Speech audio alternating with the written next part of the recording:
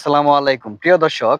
আজকে যে কথাটি বলবো আপনারা দেখেই বুঝে গেছেন। আমার হাতে যে শাকটি দেখতে পাচ্ছেন, শাকটি হচ্ছে হেলেঞ্চা শাক বা হেঁচি শাক।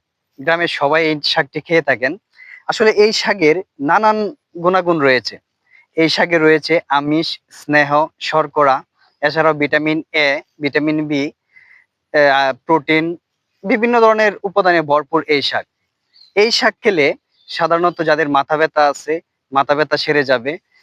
জ্বরের পরবর্তীকালীন যাদের রুচি মুখে চলে যায়, এই শাক যদি মাছের ঝোল রেঁধে আপনারা খান, সেক্ষেত্রে রুচি ফিরে আসবে। এই শাক খেলে কোষ্ঠকাঠিন্য যাদের হয়, যাদের বাথরুমটা কঠিন হয়, সেই ক্ষেত্রে কোষ্ঠকাঠিন্য দূর হয়ে যাবে।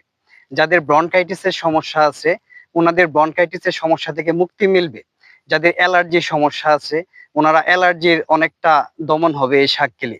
আপনারা যদি এই শাক রেগুলার খেয়ে যান, সেক্ষেত্রে আপনাদের আয়রনের ঘাটতি পূরণ হবে।